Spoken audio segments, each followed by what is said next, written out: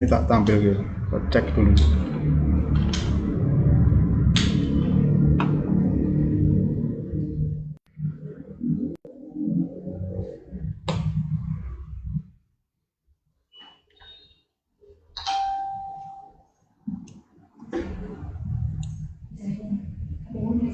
Nggak usah dibagikan ke grup ya, biar fokus di situ saya. Apa gimana Pak?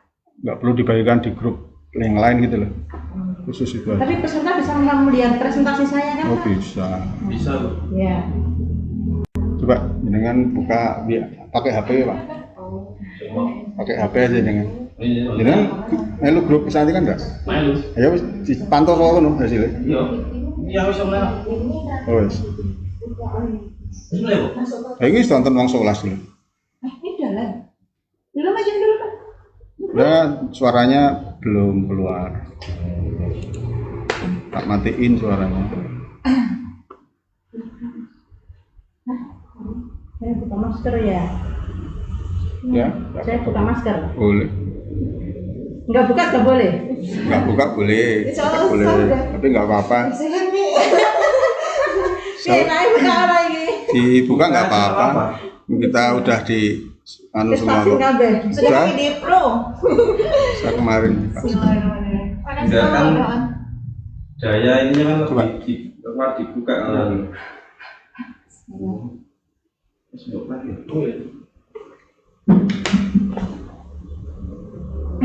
Santai aja. Ayo rapuku. Munculkan. Kalau udah on.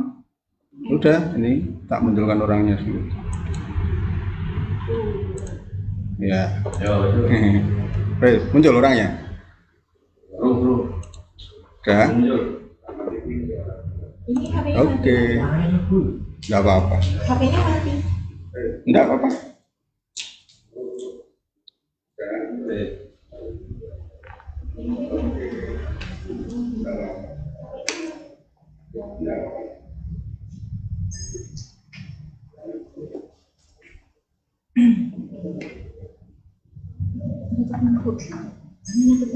Mana? Gimana gimana? Loh, mana lagi tuh?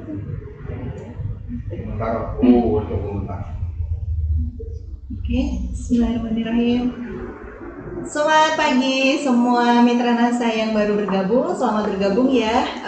Alhamdulillah sesuai dengan publikasi yang sudah teman-teman dapatkan kemarin ya. Jadi sesuai dengan rencana. Persis kita insya Allah on time akan belajar bareng nih ya tentang bagaimana pemanfaatan herbal yang benar gitu ya. Kok yang benar gitu? Berarti apa ada yang salah gitu ya? Jadi temanya yaitu bagaimana pemanfaatan tanaman herbal yang benar sebagai solusi menjaga imunitas tubuh di masa pandemi. Nah, sebelum kita mulai ya, perkenalkan dulu, saya sudah konsumsi Deopro, jadi insya Allah buka masker nggak apa-apa. Insya Allah aman dan kita insya Allah tetap berusaha prokes ya. Kameranya mati Pak, nggak apa-apa. Masuknya biar lihat, biar tetap lihat. Oke. Tadi saya udah kenalan dan alhamdulillah ya teman-teman semua yang baru bergabung ya, selamat datang. Alhamdulillah sekali hari ini ya kita akan belajar ya memahami, mengenal gitu ya tentang tanaman herbal dan nggak salah lagi kita menghadirkan sosok yang insya Allah sangat expert di bidangnya ya. Beliau adalah seorang apoteker ya, ahli farmasi, kemudian beliau juga seorang dosen dan seorang researcher ya, peneliti dan penelitinya tentang herbal nih Bu. Ya. Kita perkenalkan beliau adalah Ibu Tusi Wardani. Gelarnya apa Bu kalau apoteker? SSIMFA. Oh mantap banget gelarnya ya. Bentar, Jadi bener nggak salah lagi. Jadi teman-teman wajib banget untuk stay tune ya sampai akhir. Jadi nanti insya Allah kita 1 jam ke depan kita akan menyimak pemaparan beliau tentang itu tadi ya pemanfaatan tanaman herbal yang benar gitu ya. Kalau ada istilah yang benar kan jangan-jangan nanti ada yang salah nih. Misalnya karena kita berpikir tanaman herbal itu dari alam, jadi itu kita berpikir apakah itu selalu benar-benar aman gitu ya. Jangan-jangan kalau kita nggak paham ternyata ada yang salah nih gitu. konsumsinya, baik dosisnya, baik waktunya, dan mungkin salahnya adalah supaya efektif gitu ya. Efektif itu bagaimana gitu ya. Nah, jadi kita nanti akan menyimak tentang apa sih sebenarnya keutamaan tanaman herbal dibandingkan obat sintetis ya. Obat sintetis itu ya istilahnya kayak obat non alam gitu ya. Ya, mungkin istilahnya seperti itu. Kemudian gimana gitu ya tata laksana penggunaan obat herbal yang benar gitu ya. Jangan sampai kita berasumsi misal kunyit itu bagus gitu ya. Bagus untuk apa, Bu? Kalau kunyit kurkumin nanti bisa untuk antibiotik, antibakterinya. ya istilahnya ya misalnya contoh sebagai antibiotik misalnya kayak gitu, ternyata kita mengolahnya belum tepat misalnya. Nanti kita akan simak gimana sih pemanfaatan kunyit ya. Kunyit kan mudah sekali kita jumpai dan bisa kita tanam di halaman rumah misalnya. Nah itu supaya benar gimana gitu. Kemudian termasuk apakah betul tanaman herbal itu bisa menaikkan imunitas gitu ya, apalagi di masa pandemi kayak gini ya. Teman-teman semua di sini yang hadir sehat semua ya. Ada yang pernah kena COVID? Mudah-mudahan yang sudah pernah kena ya jadi penyintas, insya Allah lebih kebal ke depannya, dan yang belum pernah ya amit-amit. Mudah-mudahan jangan sampai kena ya Bu Makin ya. sehat Makin insya Allah. sehat. Ibu sehat hari ini? Alhamdulillah. Ya, cerah sekali nih warna jilbabnya ya. Oke, baik Ibu Tusi ya. Monggo nanti dipersilakan untuk 1 jam ke depan memaparkan materi, dan saya mengingatkan kembali buat teman-teman semua, ini dari Dipro sudah menyiapkan bingkisan spesial buat teman-teman semua. Saya berikan kriteria, jadi nanti monggo buat teman-teman nanti di akhir ya. Mulai dari sekarang silahkan persiapkan pertanyaan terbaik, jadi nanti akan ada interaktif di komen ya. Kemudian ada buat teman-teman yang sudah mencoba Dipro, nanti dipersilahkan ya untuk memberikan komentar atau kesaksian terbaik apa pengalaman positif menggunakan Dipro. Jadi nanti silakan teman-teman pengalamannya dituliskan di komentar. Testimoni. Ya, testimoni gitu ya Bu istilahnya, betul. Kemudian silakan kriteria ketiga nanti yang akan dipilih sama admin ya, yaitu spam teraktif di komentar. Jadi monggo silakan nyepam aja ya, nyepam nanti memberikan komentar yang positif.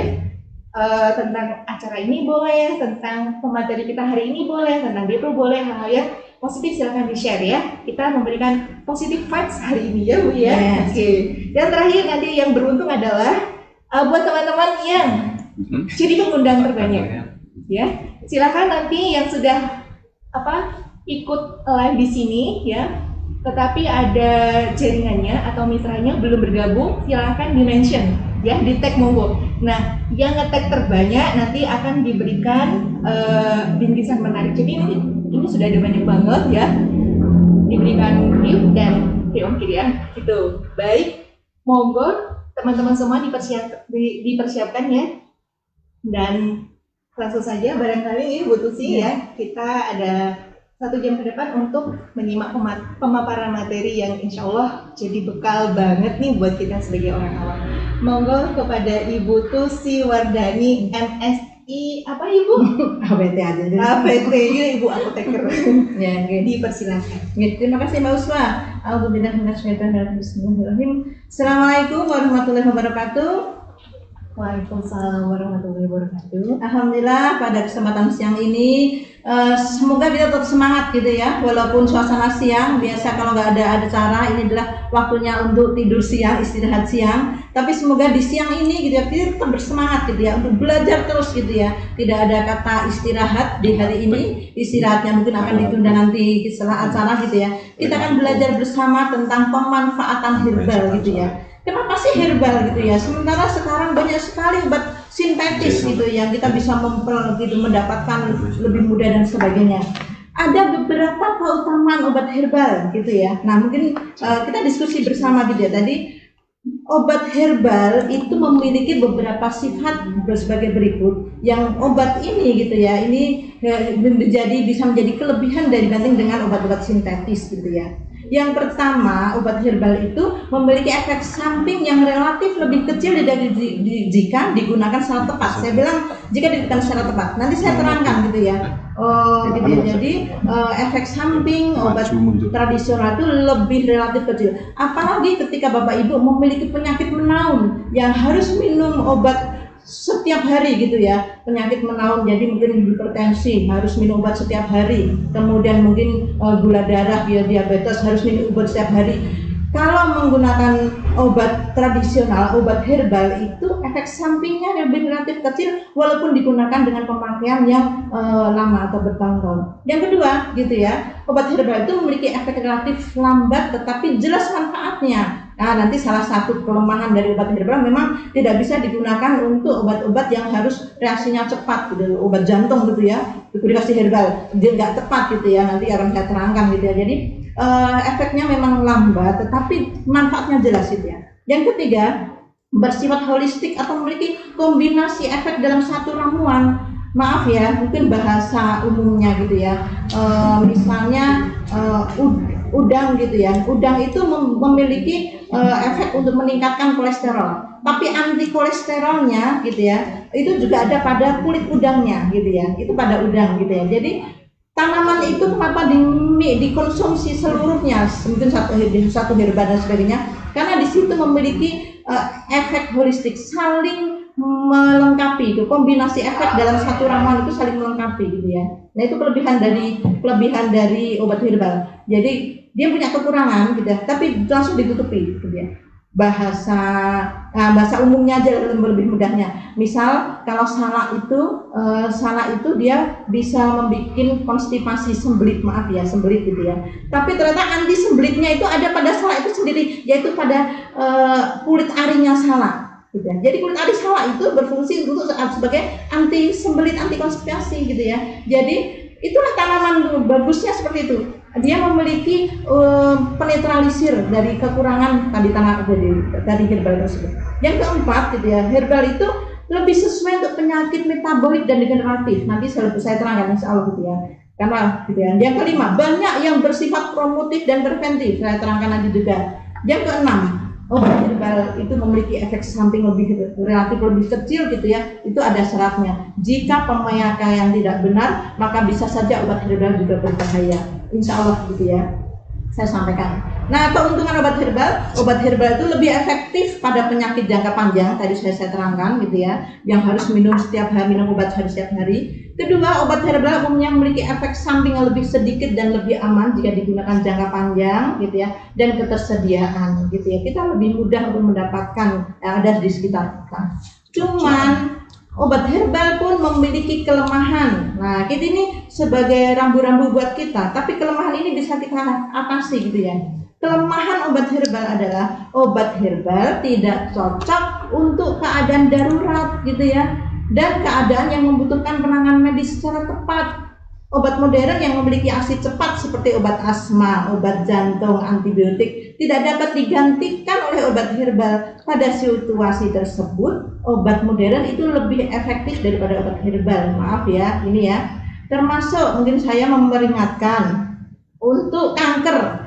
Kalau untuk pencegahan kanker, oke, sudah banyak penelitian herbal itu bisa untuk pencegahan kanker. Tapi kalau sudah terkena kanker itu, maka obat herbal tidak bisa karena metastase. Jadi pertumbuhan jumlah sel kanker itu lebih cepat dibandingkan dengan kemampuan obat herbal dalam membunuh sel-sel kankernya. Gitu. Jadi kalau udah kanker, kayaknya nggak bisa gitu ya. Jadi ini kelemahan dari herbal.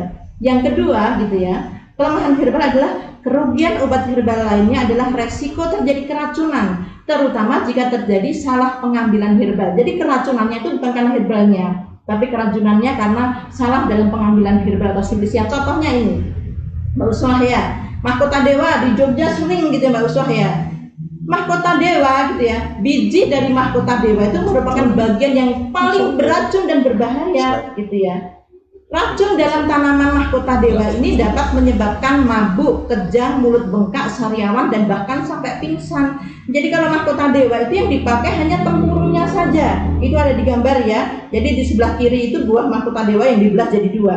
Bijinya harus dibuang karena bijinya itu beracun dan berbahaya. Pernah ada kasus di PKU Yogyakarta gitu ya, seorang bapak-bapak itu pingsan gitu ya, karena dia merebus mahkota dewa sebiji-bijinya, lalu dikonsumsi. Kasus di Prambanan juga demikian, seorang remaja putri menggunakan masker mahkota dewa gitu ya. Setelah maskeran itu kemudian wajahnya itu abses gitu ya, bengkak-bengkak, karena digunakan sebiji-bijinya gitu ya. Nah, kita ada ini kesalahan kadang-kadang tidak tahunya mahkota dewa bermanfaat ini dan sebagainya. Nah, kesalahan gitu ya. Lalu yang dipakai adalah itu tempurungnya gitu ya. Itu yang gambar tengah itu adalah tempurungnya, yang gambar paling kanan itu adalah mahkota dewa yang sudah kering. Contoh lagi biji saga, bahasa Jawanya sogok telik gitu ya. Tapi nggak tahu kalau yang di Kalimantan Sulawesi gitu ya. Biji saga. Biji saga itu mengandung zat racun yang disebut dengan abrin, yang ini sangat membahayakan gitu ya, sangat bisa kelumpuhan sampai kematian gitu ya. Nah, dulu biji saga ini dipakai sebagai penimbang emas karena beratnya yang selalu konstan, subhanallah gitu ya. Ini beratnya biji saga itu konstan gitu ya.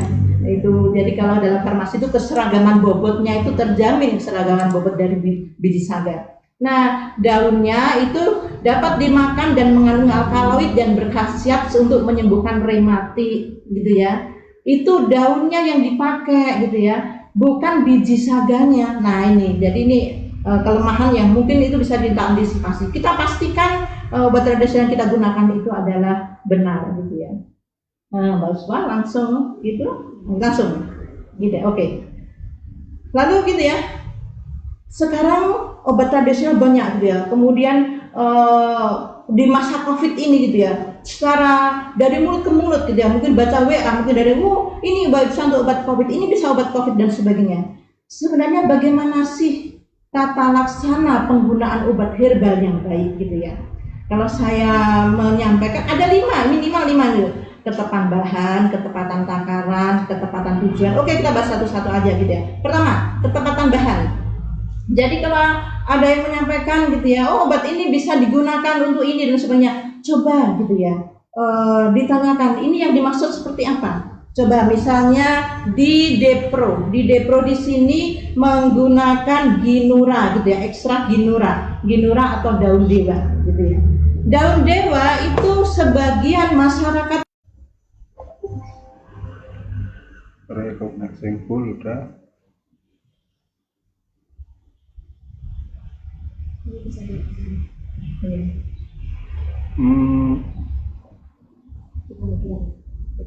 Udah ya? Udah, monggo Mbak. Hah? Udah kok, masih kok. Saya yang sering dulu. Ya. Oke, teman-teman semua, ini mohon maaf karena ada masalah sinyal, jadi tadi sempat tertunda ya, terjeda, mohon maaf, dan terima kasih buat teman-teman yang baru bergabung ya, selamat datang ini teman-teman yang dari Hong Kong. Wah, ada yang dari Hong Kong Ibu ya, Senangnya bisa silaturahim dengan Hongkong, dari Brunei juga ya, dari Bantul, dari Klaten. Silakan teman-teman nanti komen di bawah ini yang hadir dari mana aja, dan monggo untuk di mention ya, di tag jaringannya supaya bisa belajar bareng ya, karena ini kesempatan ini adalah momen yang sangat langka ya, kita bisa langsung belajar sama ahlinya gitu ya. Jangan sampai nanti kejadian ya, minum apa tadi Bu? Tanaman dewa ya, yang tanaman saga, ternyata yang dikonsumsi itu hanya daunnya misalnya, seperti itu ya. Dan nanti mungkin ada pemeran lain yang selama ini kita belum tahu gitu ya. Jadi tetap stay tune ya. Oke, dan untuk selanjutnya butuh sih, monggo dilanjutkan lagi. Jadi, terima kasih ya. Jadi tadi saya berbicara tentang ginura yang ada dalam salah satu kandungan di Depro gitu ya. Ternyata ginura itu di lapangannya juga berbeda-beda gitu ya. Memang dia satu familia gitu ya, tapi beda spesies dan beda varietas gitu kan ya. Daun dewa yang gitu ya, yang biasa yang dipakai di Depro itu adalah yang Ginura pseudocina atau Ginura divaricata. Sementara di pasar atau di internet gitu ya, itu banyak sekali juga memahami sambung nyawa itu sebagai daun dewa. Contoh ini ya, saya googling gitu ya. Jadi ini padahal sambung nyawa gitu ya, sambung nyawa, tapi tulisannya kenali daun dewa, si penyambung nyawa yang punya segudang manfaat gitu ya. Jadi ternyata daun dewa itu sama gitu ya, padahal berbeda gitu ya. Kemudian di sini gambarnya juga gitu ya. Ini di internet juga dibilang daun dewa gitu ya. Padahal daun dewa itu tadi ya tebel, ada agak beludru gitu ya. Kemudian ada rintik-rintik di sampingnya itu. Ini di internet ini daun dewa gitu ya. Nah ini sebelah kanan sendiri itu ada dewan juga, daun dewa yang betul gitu kan ya. Nah ternyata banyak sekali kebenaran bahan baku. Kemudian berikutnya contoh kebenaran bahan baku, kunyit putih. Kalau di Jogja, nah ada pasar Beringharjo. Di pasar Beringharjo dua-duanya disebut kunyit putih. Padahal berbeda. Yang sebelah kiri kunyit putih atau kurkuma mangga itu kalau dibelah ada aroma mangganya gitu ya. Itu sebagai antibakteri. Kebalik nih gambarnya, maaf ya. Ini kebalik. Yang antibakteri itu yang kecil-kecil seperti kacang, itu yang antibakteri gitu ya. Nah, ya kemudian jadi dia tidak punya sebagai obat kanker. Yang berfungsi sebagai obat kanker itu adalah yang kurkuma mangga. Nah kunyit putih sendiri beda, namanya sama, gitu ya, di pasaran namanya sama, khasiatnya berbeda. Nah lempuyang lagi, lempuyang gitu ya, kebenaran bahan baku, kenalilah gitu ya. Lempuyang itu ada lempuyang emprit, ada lempuyang gajah, ada lempuyang wangi gitu ya. Masing-masing mungkin kalau kita membandingkan gitu ya, kalau udah pengalaman bisa gitu ya. Kita lihat khasiatnya gitu ya. Lempuyang emprit punya khasiat pemacu nafsu makan. Lempuyang gajah punya khasiat pemacu nafsu makan. Dan lempuyang wangi sehingga beraromatikum itu punya khasiat sebagai pelangsing. Jadi jangan sampai salah, kita niatnya meramu obat pelangsing gitu ya. Yang kita gunakan malah lempuyang emprit atau lempuyang gajah yang ada banyak di pasaran gitu ya. Lempuyang wangi sehingga beraromatikum itu lebih sedikit ada di pasaran gitu ya. Jangan sampai salah gitu ya. Jadi namanya sama-sama gitu ya, tapi ternyata khasiatnya berbeda gitu ya. Yang pertama kebenaran bahan baku. Yang kedua tolong ketepatan takaran atau dosis gitu ya. Memang gitu ya, obat tradisional itu punya jendela terapi yang luas gitu ya. Jadi minimal dosis itu tetap saja loh ya. Jadi obat tradisional itu punya minimal dosis. Di bawah minimal dosis itu kadang-kadang tidak berefek. Contoh saja beras kencur, beras kencur itu bisa untuk obat batuk loh.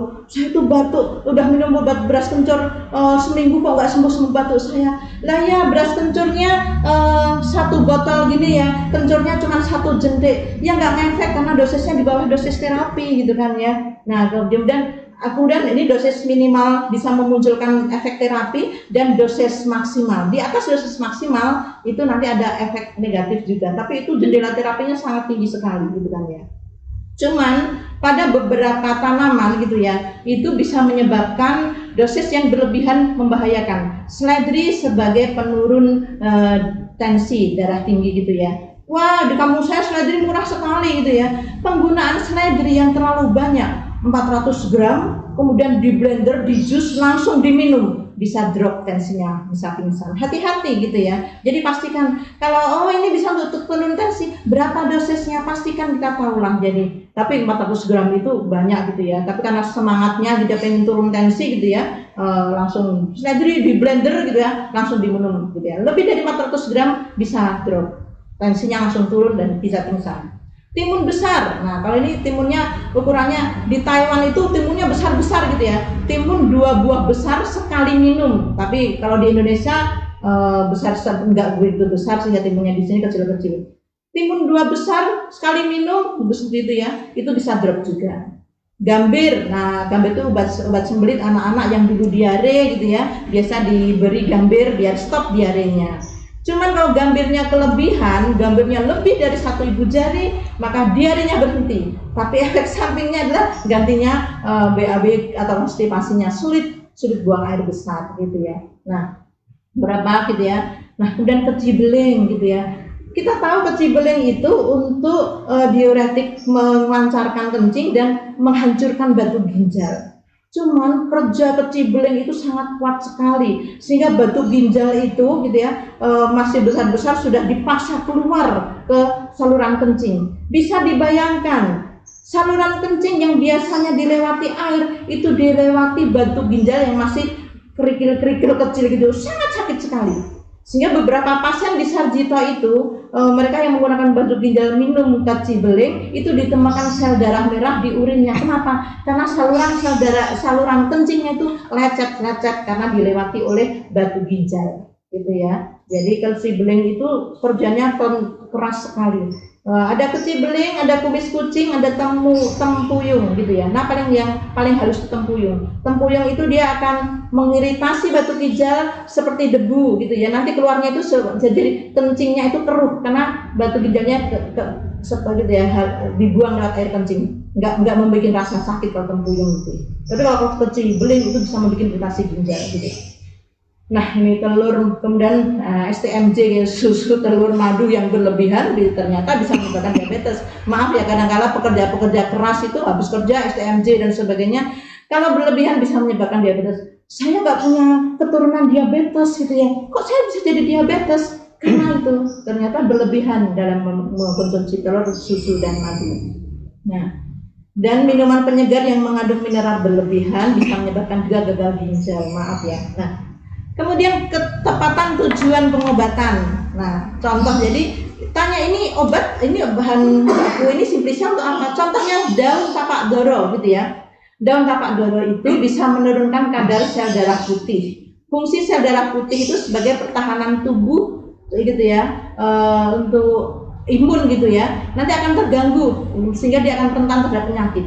Jadi kita itu butuh sel darah putih, ya. Jadi untuk imun, kekebalan tubuh. Tetapi ketika kita mengkonsumsi daun tapak doro, gitu ya, nanti sel darah putih kita turun, kita gas, sehingga kita akan mudah terkena penyakit. Ada yang masuk angin, kita ketularan masuk angin, kita kaget ya.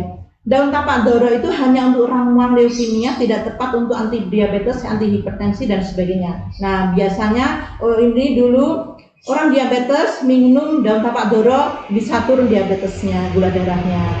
Orang hipertensi, gitu ya, minum hepatitis, hipertensi gitu, minum tapak doro bisa turun, tapi efek sampingnya adalah dia mudah terkena penyakit, rentan terhadap penyakit. Kenapa, gitu ya? Karena sel darah putihnya turun, imunnya turun. Ada tetangganya flu, kena flu. Ada tetangganya sakit mata, kena sakit mata. Ada tetangganya mudah sekali karena dia imunnya turun, sehingga tidak tepat untuk pengobatan anti diabetes, hepatitis dan sebagainya. Ini ya, tapak doro itu seperti ini, gitu ya, kebun tapak doro. Nah, kemudian ketepatan waktu pengobatan tidak saya bahas saja, gitu ya, karena ini gitu ya. Kemudian cara penggunaan. Nah, ketepatan cara penggunaan, tolong tanyakan, gitu ya, kalau kita diberitahu ini saya dapat Depro, cara gunanya seperti apa, gitu ya. Jangan sampai, gitu ya, mesti misalnya dulu kecubung ya, daun kecubung itu berkhasiat untuk anti asma, melonggarkan pernapasan. Tapi cara pakainya seperti apa? Ternyata cara pakainya dengan dikeringkan, diserbuk untuk dibuat rokok dihisap. Itu cara pakainya daun kecubung untuk mengobati asma, gitu ya.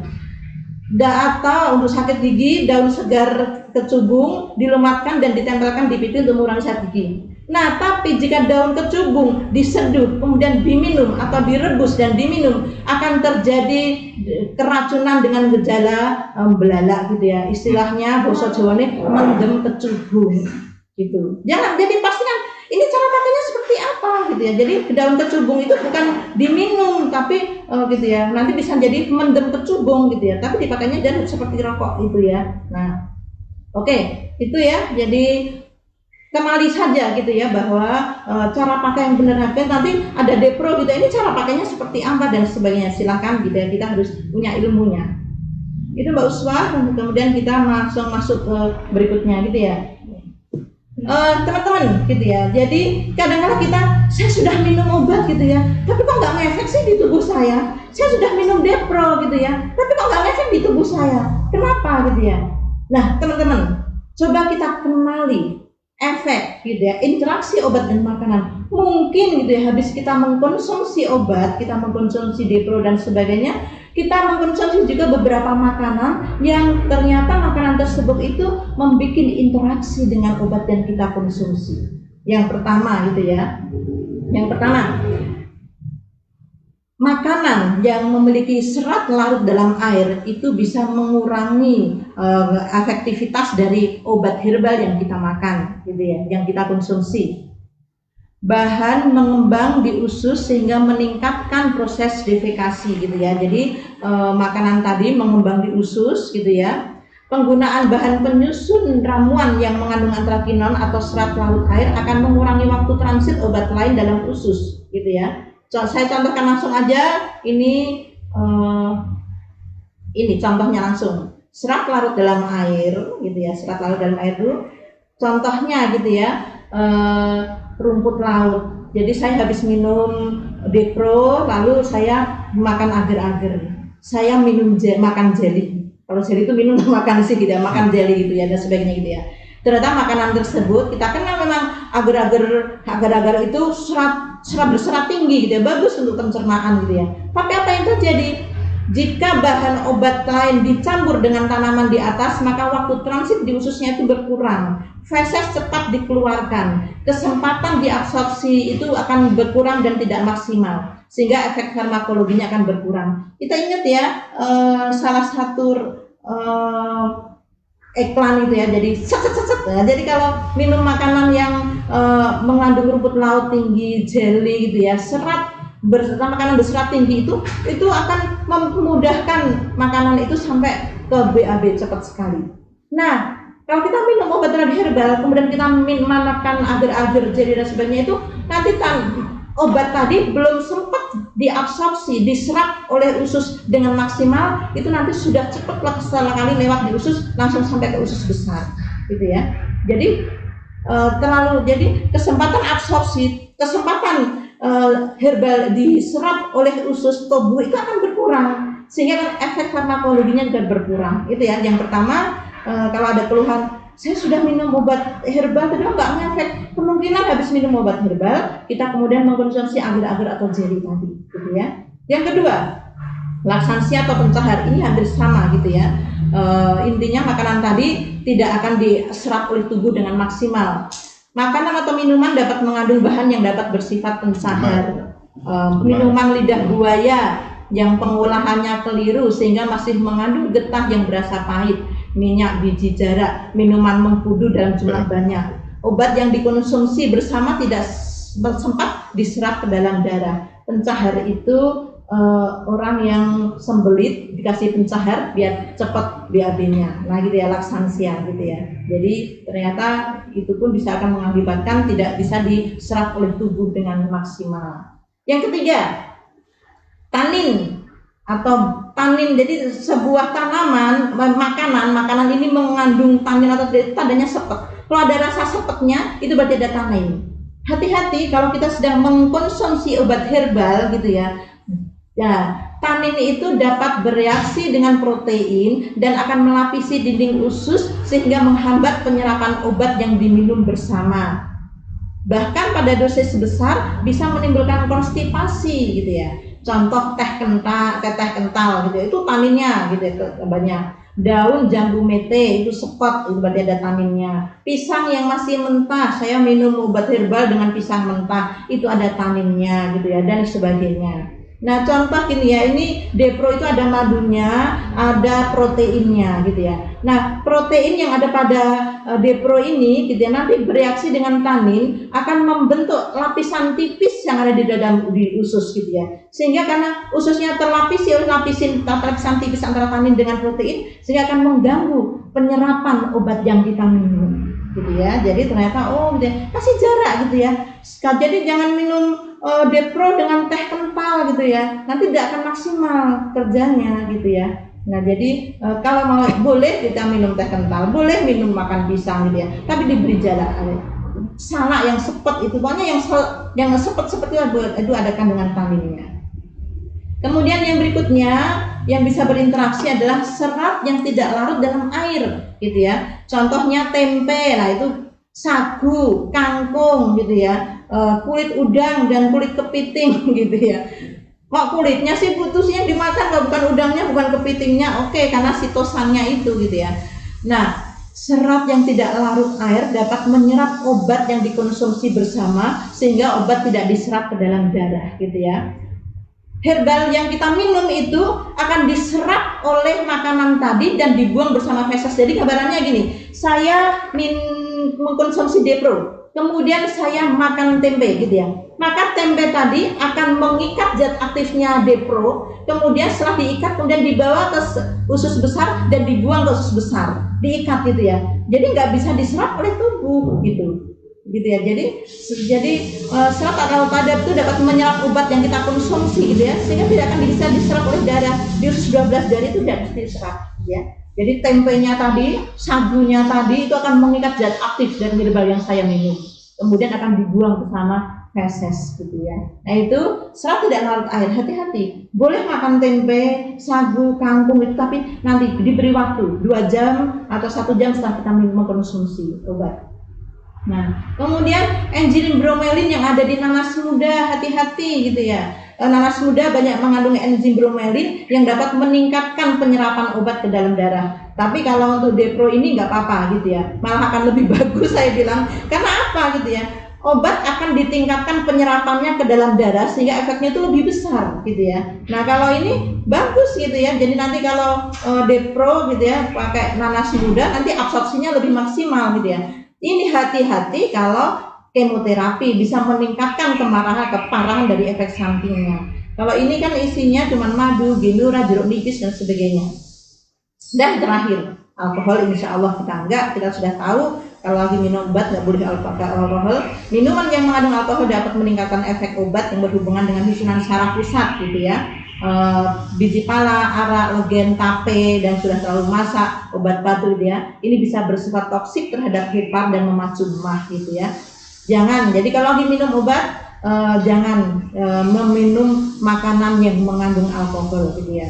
Legen, tape dan sebagainya itu tolong jangan sampai. Kita tidak tahu karena alkohol mudah sekali bereaksi dengan zat aktif yang ada pada obat yang kita konsumsi. Hindari gitu ya.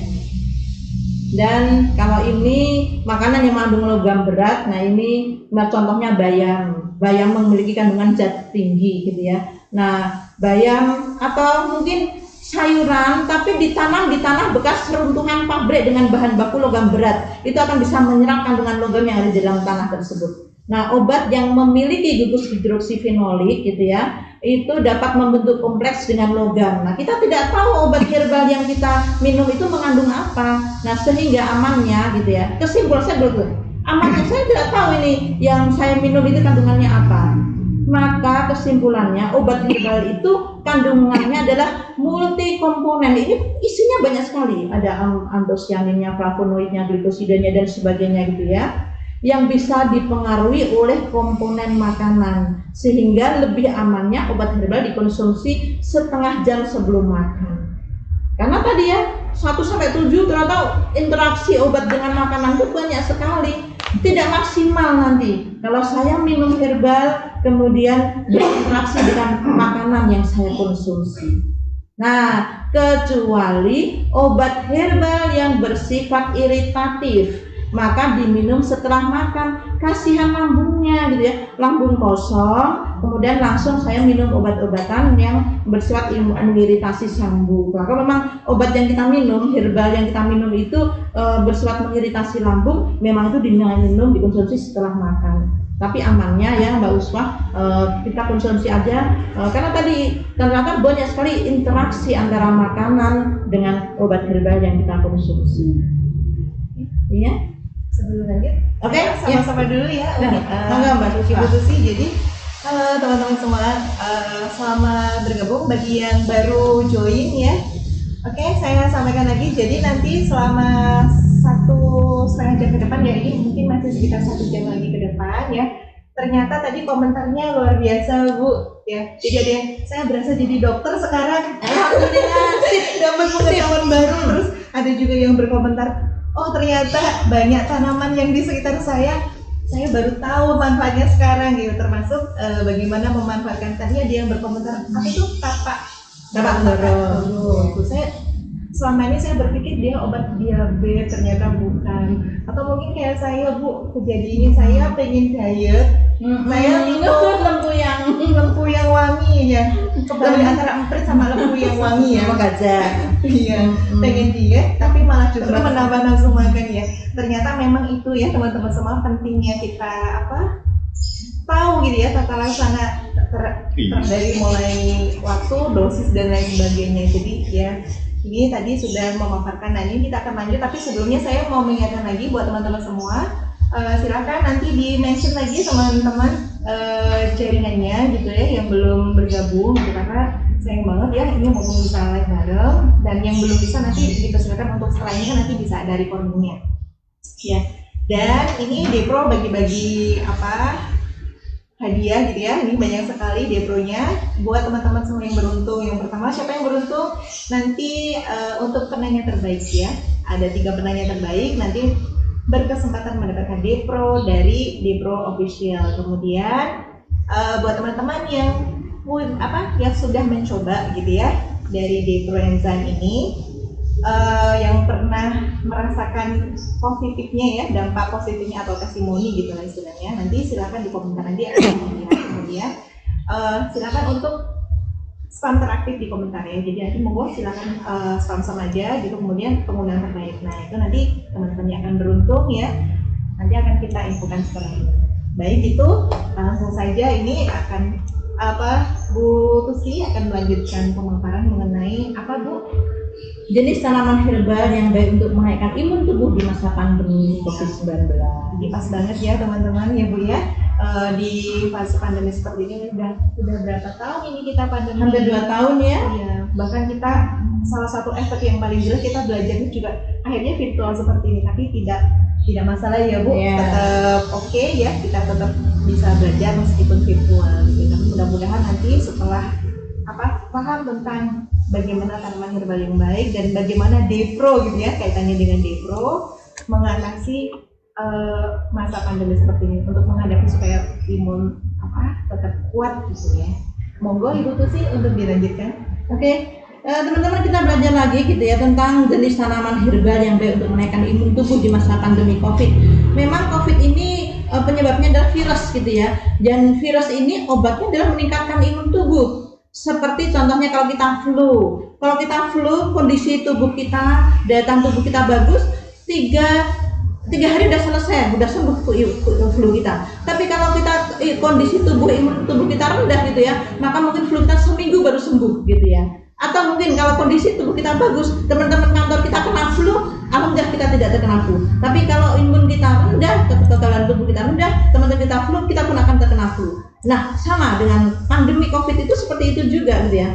Jadi salah satu yang bisa mengatasi ketika kita menghadapi baik itu untuk pencegahan COVID maupun untuk pengobatan COVID adalah dengan meningkatkan imun tubuh gitu ya. Keunggulan jamu COVID gitu ya. Kenapa? Memang COVID dokter kita sudah menyiapkan obat gitu ya, tapi kita lihat beberapa formula dari kita sudah mengenal ya. Temulawak, kemudian jahe, kemudian ini bisa untuk obat COVID gitu ya. Memang obat jamu, misalnya bilang jamu ya, karena di farmasi ada istilah jamu, fitofarmaka, obat herbal terstandar. Nah yang kita gunakan adalah jamu gitu kan ya, obat herbal. Itu cocok untuk pencegahan penyakit gitu ya. Kemudian efek sampingnya rendah, murah dan mudah didapat, di pasar kita ada. Adanya efek itu saling menguntungkan dalam ramuan jamu gitu ya. Kemudian memiliki lebih dari 1 efek khasiat dan gunaan, dan cocok untuk penyakit metabolik dan ini.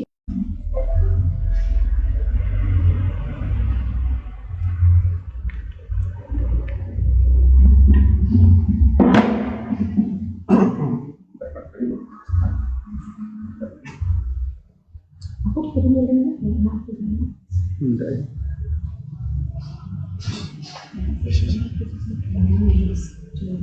Saya dulu lanjut.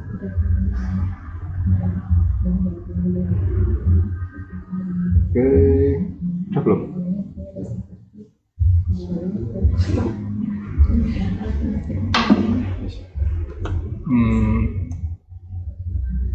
Udah?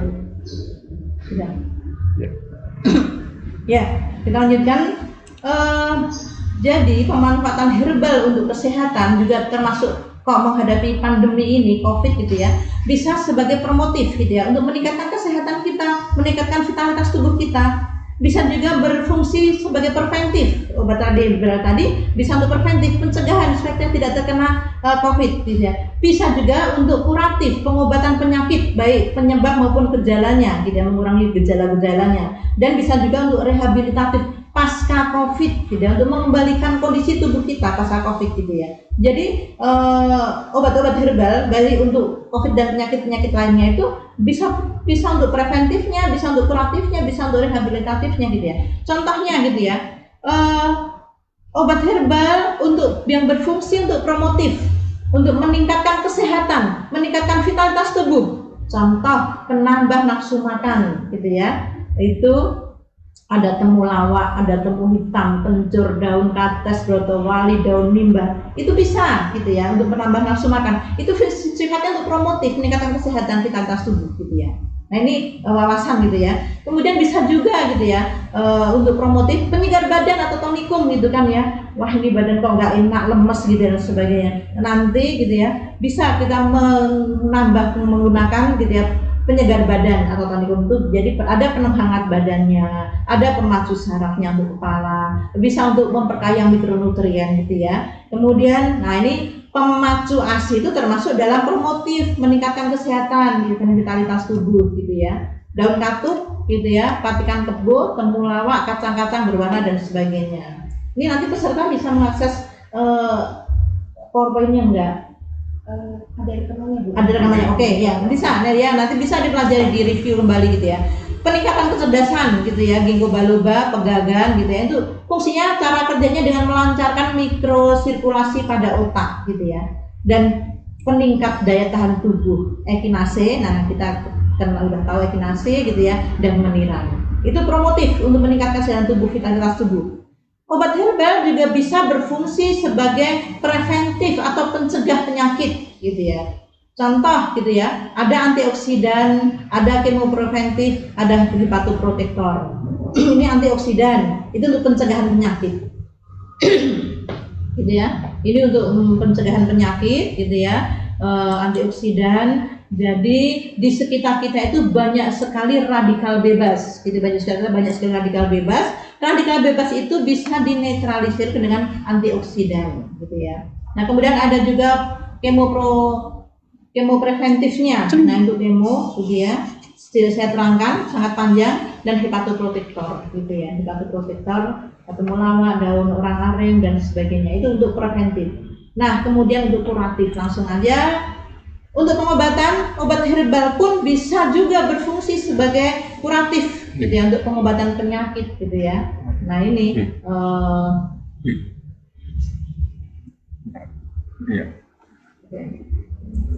tidak saya terangkan panjang, gitu ya. Ini ada knowledge untuk tambah pengetahuan saja, gitu ya.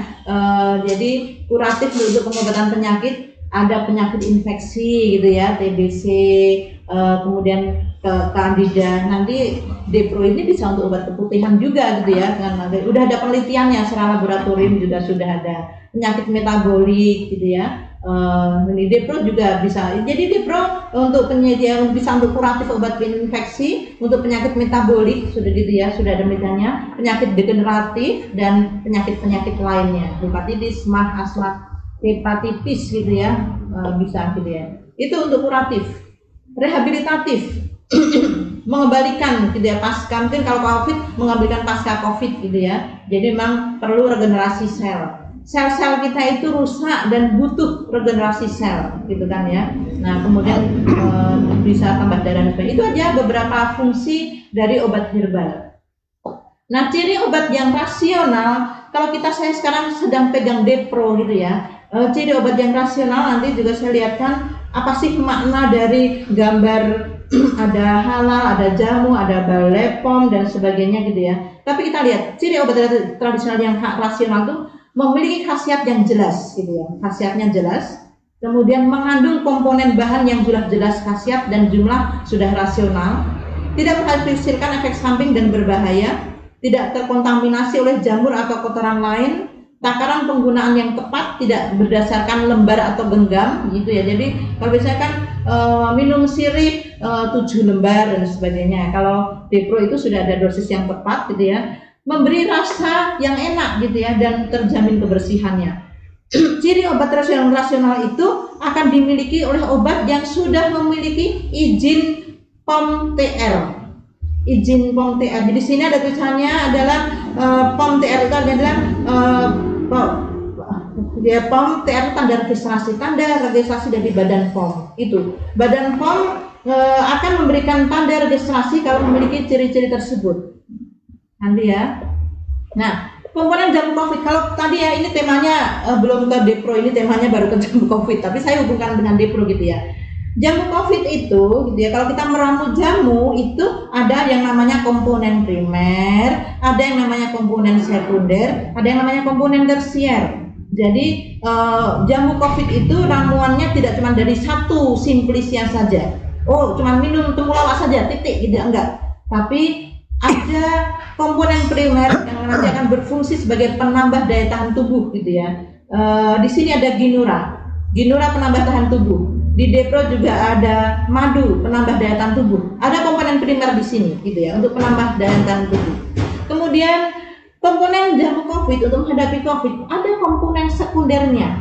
Fungsi komponen sekunder adalah untuk mengurangi gejala yang berkaitan dengan COVID-19 gitu ya. COVID-19 itu gejalanya adalah demam, kemudian mungkin ada batuknya, ada seseknya dan sebagainya gitu ya. Ini komponen sekunder. Kemudian komponen sekunder juga berfungsi untuk mencegah komplikasi yang timbul dan meningkatkan nafsu makan. Ya, salah satu ciri orang terkena COVID itu daya nafsu makan gitu ya itu turun. Dan di sini gitu ya di Depro ini juga ada gitu ya mengurangi gejala yang berkaitan dengan COVID. Nanti saya sampaikan bahwa beberapa komposisi di Depro itu bisa untuk antipiretik, mengurangi panas, menurunkan panas gitu kan ya. Jadi sudah ada penelitiannya. Kemudian mencegah komplikasi dan meningkatkan nafsu makan. Nah kemudian tersiernya sebagai pembau, perasa dan pewarna. Karena ini hasil Depro itu adalah fermentasi. Mungkin baunya agak kurang, maka ada kayu manisnya untuk menambah rasa enaknya gitu ya. Ada jeruk nipisnya juga untuk menambah rasa enaknya dan sebagainya. Jadi komponen jamu COVID itu tidak cuma satu simplisia. Jadi jamu COVID itu ada 3. Pertama komponen primer itu untuk menambah daya tahan tubuhnya, itu primer ya. Komponen sekunder adalah untuk mengurangi gejala-gejala yang berkaitan dengan COVID gitu ya. Dan komponen tersier itu sebagai biar obatnya tadi enak rasanya, bagus warnanya, baunya enak dan sebagainya, itu komponen gitu ya. Nah itu komponen kalau kita membuat jamu COVID gitu ya. Nah ini sudah saya terangkan tadi komponen primer gitu ya bertujuan untuk meningkatkan daya tahan tubuh. Aktivitas meningkatkan daya tubuh dari tanaman obat melalui aksi non spesifik. Selain tanaman yang akan dijelaskan di bawah ini, ada di Depro ini, kita dapat memperhatikan sel-sel yang dapat meningkatkan daya tahan tubuh gitu ya. Bisa dengan vitamin-vitamin juga. Kemudian kalau kita berbicara tentang COVID gitu ya, komponen sekunder karena kita adalah komponen yang bertujuan untuk mengurangi gejala-gejala yang muncul gitu ya. Nah gejala yang muncul itu adalah ada demam, ada batuk, dan Depro ini bisa untuk mengurangi rasa demam, batuk gitu ya, mengobati sakit tenggorokan. Di sini ada gitu ya, Depro bisa gitu ya, dan antibakteri jelas ada penelitiannya bahwa ginura kemudian jeruk nipis itu bisa sebagai antibakteri dan menambah nafsu makan gitu ya. Ini komponen sekunder. Komponen tersier, jadi ramuan COVID itu juga harus mengandung komponen tersier. Kalau sebuah jamu rasanya nggak enak, baunya nggak enak, kemudian warnanya tidak menarik, pasien sudah tidak mau gitu ya, maka butuh komponen tersier. Komponen tersier tadi bertujuan sebagai pelengkap dalam pembuatan jamu gitu ya. Bisa sebagai pembau, pewarna, perasa gitu ya. Di sini ada kayu manis gitu ya, biar tambah rasa enak. Ada juga jeruk nipis, bisa rasanya lebih enak. Nah itu ya komponen. Kalau kita berbicara tentang COVID gitu ya, maka 3 komponen tadi. Komponen primer untuk meningkatkan daya tahan tubuh gitu ya, karena itu kata kuncinya gitu ya. Yang kedua harus ada komponen sekundernya gitu ya, itu untuk menghilangkan gejala-gejala dari COVID gitu ya. Dan tersier itu supaya pasien tadi enak saja mengkonsumsi dari obat herbal tadi gitu ya. Jadi kalau obat herbal tapi kok baunya nggak enak, pasien nggak mau gitu ya, warnanya tidak menarik gitu ya, apalagi rasanya tidak pasien akan sulit mengkonsumsi gitu ya. Nah, klaim jamu tidak membantu untuk membunuh virus, tetapi jamu dapat membantu meningkatkan sistem imun agar dapat menangkal, memerangi virus dan membantu mengurangi gejala-gejala yang terjadi gitu ya. Jadi tidak untuk membunuh virus, tapi untuk meningkatkan sistem imun kita. Nah, sistem imun kita meningkat, virusnya nanti akan cepat untuk mati. Nah, itu Mbak Uswah, lanjut ke bab berikutnya atau Boleh diselesaikan dulu Ibu, ini masih ada beberapa menit ya. Masih ada sekitar 5 menit ke depan untuk pemakaran dulu. Oke ya. Nah, keunggulan herbal yang diolah dengan fermentasi. Sekarang sudah musim ya difermentasi. Termasuk kalau ibu-ibu mungkin Mbak Uswah yang diet gitu ya, kita biasa minum infus water gitu ya, lemon, infus water lemon, infus water temulawak, kunyit, jahe dan sebagainya, timun dan sebagainya. Infus water itu sebenarnya prosesnya juga hampir seperti fermentasi. Kalau di Arab ada nabis gitu ya, kurma direndam 1 malam, itu nabis, itu proses fermentasi juga gitu ya. Jadi proses fermentasi, keunggulan herbal yang diolah dengan proses fermentasi ini Depro juga diolah dengan fermentasi. Apa sih keunggulan herbal yang diolah dengan proses fermentasi? Proses fermentasi itu selain mengubah bentuknya akan berubah, baunya berubah, ternyata komponen komposisi dari nutrisinya itu juga akan berubah juga gitu ya. Oke, gitu ya. Jadi fermentasi, kita berbicara sedikit tentang fermentasi sedikit gitu ya. Fermentasi dapat diartikan sebagai suatu perubahan senyawa organik yang disebabkan oleh aktivitas mikroorganisme gitu ya. Kita minta bantuan mikroorganisme. Dalam beberapa tahun terakhir ini tren makanan berfermentasi diklaim memiliki manfaat kesehatan karena memang dia memiliki zat yang bertambah. Nanti saya contohkan pada tempe aja lah gitu ya, yang kita hadapi sehari-hari. Salah satu sumber potensial dari mikroba dalam mikrobiom manusia adalah yang ada di dalam usur, itu dapat membantu meningkatkan sistem kekebalan tubuh. Nah gitu ya, kita sekarang kenal gitu ya, bahwa ternyata beberapa produk fermentasi itu bisa meningkatkan kekebalan tubuh. Saya contohkan tempe gitu ya. Ternyata tempe itu kan berasal dari kedelai. Tempe itu lebih bagus daripada kedelai. Kok bisa? Kita lihat beberapa kelebihannya. Tempe sebagai produk fermentasi gitu ya. Beberapa penelitian menunjukkan bahwa zat gizi tempe lebih mudah dicerna, lebih mudah diserap, dan lebih mudah dimanfaatkan tubuh dibandingkan dengan kedelai biasa. Gitu ya. Jadi memang gitu ya, hasil fermentasi itu akan lebih mudah diserap, dicerna dan dimanfaatkan oleh tubuh. Itu kelebihan pertama hasil fermentasi. Yang kedua, kedelai itu tidak mengandung vitamin B12 gitu ya.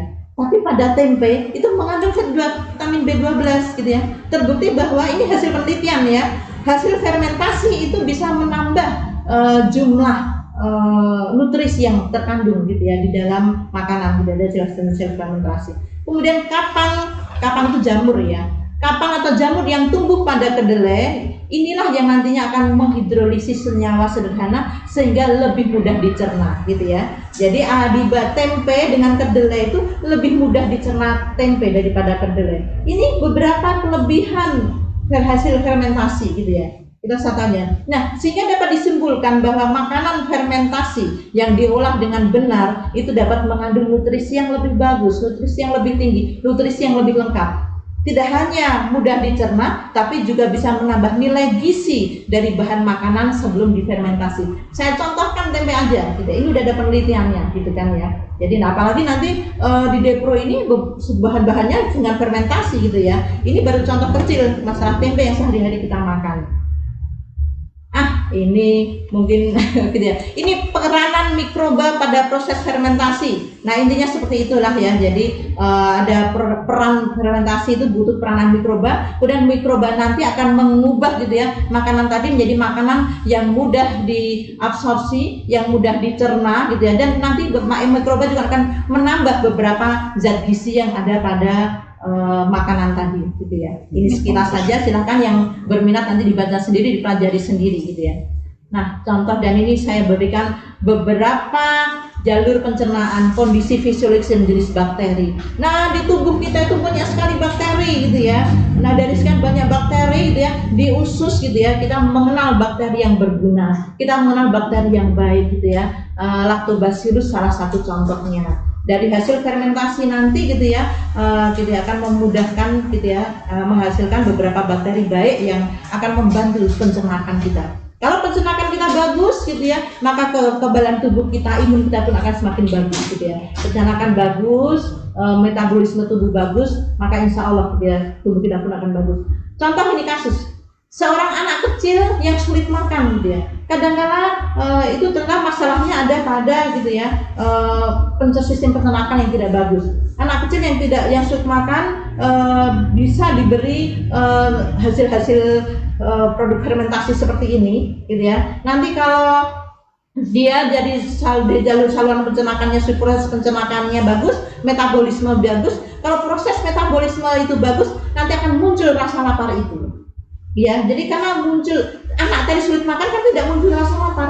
Kenapa tidak muncul rasa lapar? Karena metabolisme tubuhnya kurang bagus. Metabolisme tubuh kurang bagus berangkat kadang-kala ada sistem tubuh yang tidak bagus, gitu ya. Nah, itu kembali ke situ. Nah, di sini kita sering ya, apa sih? Seringlah kita dengar di iklan-iklan itu ada probiotik, ada prebiotik gitu ya. Ini salah satu hasil efek dari tanaman hasil fermentasi gitu ya. Ada probiotik, ada prebiotik gitu ya. Probiotik adalah bakteri yang bermanfaat bagi kesehatan, khususnya saluran pencernaan. Bakteri baik ini bisa kita dapatkan dari makanan, minuman atau suplemen hasil fermentasi gitu ya. Contohnya Lactobacillus gitu ya. Itu merupakan dua contoh bakteri probiotik yang paling umum kita jumpai gitu ya. Kalau prebiotik itu adalah makanan, biasanya makanan yang berserat tinggi yang berfungsi sebagai asupan untuk bakteri baik. Saya bilang ini ada baik karena di tubuh tadi ada bakteri baik, ada bakteri jahat. Kayak E. coli itu bakteri tapi bikin diare, itu bakteri jahat gitu ya. Nah, ada bakteri baik gitu ya. Nah, prebiotik itu makanan untuk bakteri baik dalam tubuh, sehingga nanti jumlahnya akan tetap terjaga. Kita butuhkan makanan. Jadi kalau bakteri baiknya tadi tidak mendapatkan makanan gitu ya, jumlahnya sedikit gitu ya, itu bahaya. Maka butuh prebiotik. Prebiotik itu adalah makanan untuk bakteri baik gitu ya. Nah, kesimpulan probiotik adalah bukan ya, ini salah saya gitu ya. Probiotik itu bakteri baik yang dimasukkan ke tubuh gitu ya, dimasukkan ke tubuh kita dapatkan dari makanan, minuman atau suplemen makanan. Kalau prebiotik adalah asupan makanan untuk menunjang pertumbuhan bakteri baik gitu ya. Itu ya semua bisa dipahami gitu kan ya. Nah kita pada gitu ya tentang keunggulan deproenzim. Nah, mungkin sebelum kita masuk pada keunggulan deproenzim, silakan Mbak Uswah menyampaikan.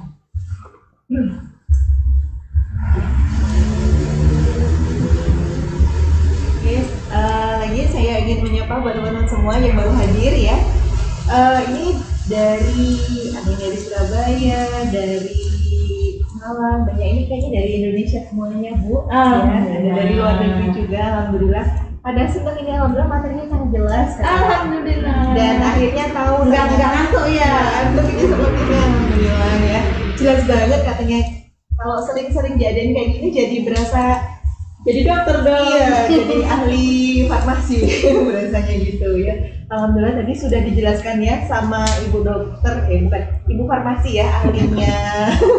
Misalnya di mandi dokter tadi di ke bawah ya. Jadi dia ini memang bukan dokter, tapi ahli farmasinya gitu loh. Jadi kalau misalnya ngomongin ini produk ekstrak dari herbal gitu ya. Nah ini dulu yang pakarnya membahas. Nah tadi sudah disampaikan. Salah satu kriteria obat herbal yang baik itu seperti apa tadi dijelaskan ya, ada rasionalnya gitu ya. Jadi teman-teman nanti udah nggak khawatir lagi kalau misalnya mengkonsumsi Depro gitu loh. Depro itu misalnya ya, ini kalau misalnya kita bertanya betul sih. Jadi kalau misalnya kan kita sering mendengar apa ya, tadi sudah dijelaskan juga ada prebiotik, probiotik. Nah itu kalau Depro itu berarti apa Bu? Singkatnya Probiotik Depro adalah ya nanti di sini. Itu nanti di sini. Ada apanya ada di sini. Depro itu ada apa dan kenapa kita sebaiknya mengkonsumsi Depro? Nah ini Bu Tusi ya yang akan menjelaskan tentang yang tadi sudah tanaman herbal sudah dijelaskan, dan sekarang kita akan masuk ke Depro. Why Depro? Ya. Kenapa kok harus Depro kayak gitu ya? Nah, ada apa dengan Depro? Nah, monggo Bu Tusi Ya, dilanjutkan. teman-teman sebagai distributor gitu ya harus memahami produk Depro gitu ya. Kemarin sudah saya bilang karena gitu, kita harus meyakinkan pembeli atau pasien konsumen gitu ya. Kita harus bisa meyakinkan pada pasien tentang produk kita gitu ya. Di dalam farmasi ada penelitian bahwa sugesti atau bahasanya efek placebo gitu ya, itu 60% kesembuhan sendiri. Misalnya gitu ya, Mbak Usah itu matanya sudah minus ya, Mbak Usah pengen sembuh nggak gitu ya. Karena saya bisa meyakinkan Mbak Usah, Mbak, Depro itu bisa loh, teman-teman saya itu minusnya menggunakan Depro, minusnya bisa berkurang begini dan sebagainya. Saya bisa meyakinkan Mbak Usah gitu ya. Kemudian Mbak Usah mengkonsumsi Depro gitu ya. Kalau distributor bisa meyakinkan konsumen gitu ya, maka sugesti atau efek placebo itu 60% kesembuhan sendiri. Sehingga gitu ya, teman-teman sebagai distributor kalau menguasai produk Depro ini gitu ya, menguasai produk, kita bisa menerangkan kepada konsumen kita tentang kelebihan ini gitu ya. Dan salah satunya ikut materi ini ya Bu Ya, Tadi insya nggak Allah. salah ini ya. Ya. Yang sudah join. Oke, keunggulan Depro. Saya tunjukkan dulu ini ya, Depro dengan nomor POM TR gitu ya. Pemeriksaan obat dan makanan, TR itu tanda registrasi gitu ya. Apa sih makna logo dan nomor TR? Apa sih makna logo dan nomor TR? Badan POM kalau sudah mengeluarkan ada izin POM TR, itu pertama produk tadi memenuhi syarat mutu gitu ya. Ini adalah produk yang memenuhi spesifikasi, identitas dan karakteristik yang sudah ditetapkan oleh Badan POM. Kalau Badan POM, jadi Badan POM mesti mempelajari gitu ya, apa sih komposisinya dan sebagainya. Badan POM akan mempelajari. Kalau memang tidak rasional, tidak memenuhi syarat mutu, maka Badan POM tidak akan mengeluarkan izinnya. Yang kedua, produk aman adalah produk yang tidak mengandung bahan-bahan yang dapat membahayakan kesehatan atau keselamatan manusia, penyakit atau keracunan gitu ya. Kadang-kadang sebuah obat ini mujarab sekali. Saya minum obat ini langsung tidak 1 jam sembuh. Ternyata mengandung BKO atau mengandung bahan kimia obat gitu ya. Mengandung bahan kimia obat. Sehingga tidak kalau sebuah produk sudah mendapatkan izin TR, insya Allah produk ini aman. Tidak mengandung bahan kimia obat maupun tidak juga mengandung bahan-bahan lain yang membahayakan kesehatan. Yang berikutnya, apa sih makna POM TR di sini gitu ya? Adalah produk yang telah memenuhi syarat kemanfaatan. Adalah produk yang terbukti memberikan manfaat sesuai dengan tujuan penggunaannya dengan pembuktian secara empiris gitu ya. Nah, tapi kalau ini masih jamu, jadi pembuktiannya secara empiris gitu ya. Kemudian ada produk halalnya. Jadi kalau di Badan POM sudah ada izin TR itu biasanya sudah halal juga. Di Badan POM kalau menggunakan kapsul harus menyertakan sertifikat halal kapsulnya gitu ya. Kemudian Depro enzim cairan obat dalam, bentuknya cairan obat dalam, harus melampirkan hasil uji lab dari cairan obat dalam Depro. Kalau masih mengandung kandungan alkoholnya sekian persen, mesti tidak akan diizinkan gitu ya. Jadi ada beberapa syarat sehingga Badan POM bisa mengeluarkan TR itu karena memang dia Depro ini sudah memenuhi syarat mutu. Depro ini merupakan produk yang aman, tidak mengandung bahan-bahan yang bisa membahayakan kesehatan seperti bahan kimia obat dan obat-obat herbal yang membahayakan. Juga Depro ini merupakan produk yang memenuhi syarat kemanfaatan. Baik tadi yang telah dibuktikan secara empiris gitu ya. Nah, inilah Depro. Depro terbuat dari apa saja gitu ya. Setiap botol Depro itu mengandung daun dewa, jeruk nipis, kayu manis, ekstrak buah, madu dan ekstrak herbal. Ini lebih mudahnya pakai bahasa Indonesia daripada saya bilang ginura, cinnamomum dan sebagainya gitu ya. Nah, kita pelajari satu demi satu. Khasiat kayu manis. Karena saya seorang farmasis, saya ambilkan tidak berdasarkan empiris. Empiris itu dari keturunan atau dari omong-omongan masyarakat, itu bukti empiris gitu ya. Di sini saya pengen meyakinkan teman-teman semuanya gitu ya. Khasiat kayu manis berbasiskan jurnal penelitian, sudah dimeneliti gitu ya. Yang pertama, uji aktivitas hepatoprotektor kayu manis terhadap kadar MDA yang diinduksi paracetamol gitu ya. Nah, ini sedikit aja, jadi maaf ya, penggunaan paracetamol dengan dosis tinggi itu bisa mengakibatkan gitu ya kerusakan hati gitu ya. Sehingga di sini penelitiannya adalah tikus gitu ya. Tikus itu diberi paracetamol dengan dosis tinggi sehingga hatinya rusak. Nah, gitu ya. Ini kasus penyakit hati semakin meningkat seiring dengan penggunaan senyawa hepatotoksin yang salah satunya gitu ya karena penggunaan paracetamol dengan dosis berlebih. Loh, anak kita panas sedikit dikasih paracetamol, anak kita panas sedikit kasih paracetamol, hati-hati gitu ya. Paracetamol itu bersifat hepatotoksik gitu ya. Dia nekrosis hati, bisa merusak hati gitu ya. Nah, sehingga hati-hati gitu ya. Nah, hal tersebut dapat meningkatkan produksi radikal bebas sehingga memicu terjadinya stres oksidatif yang dapat menimbulkan kerusakan jaringan yang ditandai dengan meningkatkan kadar MDA. Nah, stres oksidatif dapat diatasi dengan antioksidan dari berbagai tanaman. Kulit kayu manis memiliki aktivitas antioksidan dengan nilai IC 50-nya 53 ppm, cukup tinggi gitu ya. Nah, ini kalau intinya artinya apa sih Bu Tusi gitu ya? Intinya adalah gitu ya, kulit kayu manis itu terbukti memiliki aktivitas hepatoprotektor pada mencit yang sudah diberi paracetamol sampai hatinya rusak, sampai top gitu ya, hatinya rusak dan nekrosis hati gitu ya. Subhanallah gitu ya. Ini sudah ada penelitiannya. Berikutnya, apa sih keutamaannya dari kulit kayu manis gitu ya?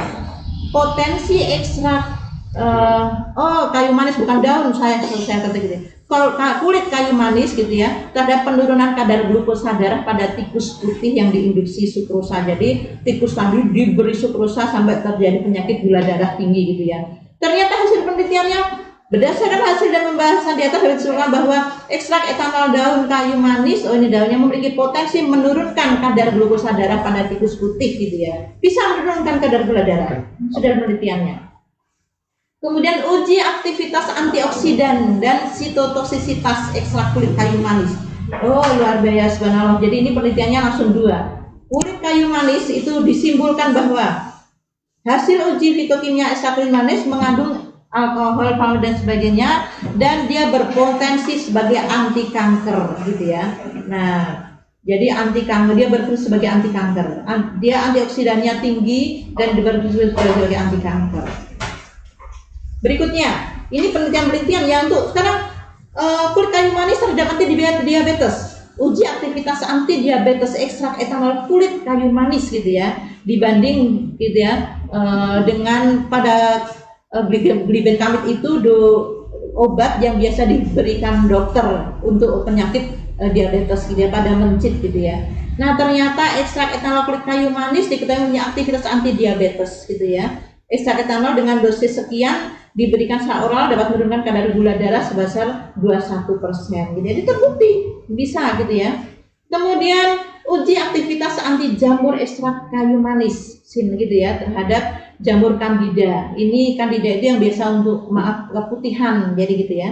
Jadi untuk keputihan bisa nanti caranya saya sampaikan. Lalu Odepro untuk obat keputihan apa? Tapi intinya nih ada penelitiannya bahwa di sini mengandung kayu manis gitu ya. Ekstrak kayu manis itu memiliki daya hambat jamur terhadap pertumbuhan kandida. Jadi jamur kandida tadi bisa dihambat. Jadi kalau dalam penelitiannya itu dengan kemampuan daya hambat. Jadi ada jamur Candida albicans gitu ya, kemudian kita kasih ekstrak kayu manis, ternyata pertumbuhan jamurnya terhambat gitu ya. Ini terbukti bahwa ekstrak kayu manis itu bisa menghambat terhadap jamur Candida albicans. Kemudian berikutnya, aktivitas antibakteri ekstrak kayu manis dengan cara ekstrak yang berbeda terhadap E. coli. E. coli itu penyebab diare gitu ya. E. coli itu penyebab diare. Nah, ternyata gitu ya, ekstrak kayu manis itu dengan cara diinfus ini memiliki aktivitas antibakteri lebih tinggi dibanding ekstrak kayu manis yang didepok. Oh, ini berarti ekstraknya ini dibandingkan Satunya kayu manis direbus dalam waktu 15 menit, itu namanya infus. Satunya kayu manis direbus dengan cara didekok itu 30 menit. Ternyata lebih efektif yang direbus hanya 15 menit. Nah itu apa penelitian data untuk obat diare gitu ya, untuk obat. Jadi kayu manis gitu ya. Yang satunya dua-duanya efektif untuk menghambat bakteri E. coli gitu ya, yang menyebab diare, tapi lebih bagus lagi kalau dengan metode infusa, yaitu direbus hanya 15 menit. Kalau direbus sebenarnya bukan direbus tapi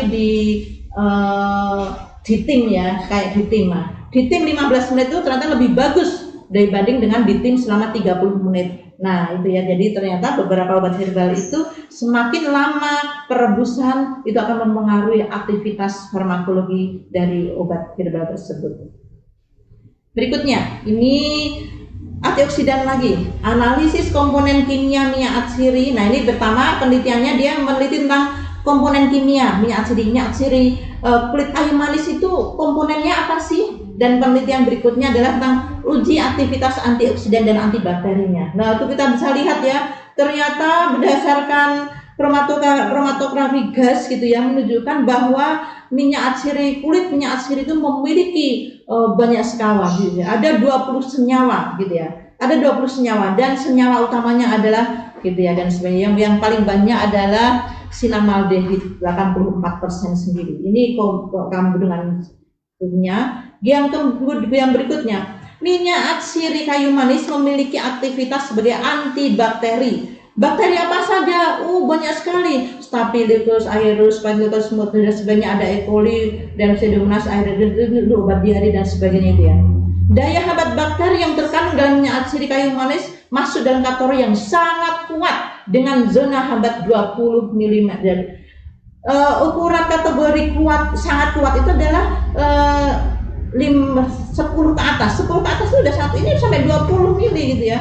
Itu sangat kuat. Jadi kemampuan daya hambat minyak dari cinnamomum ini, kayu manis ini, memiliki daya hambat yang sangat kuat terhadap bakteri-bakteri tadi gitu ya. Ini jadi bahwa minyak atsiri kulit kayu manis cinnamomum itu sebagai antibakteri dengan daya hambat yang kuat.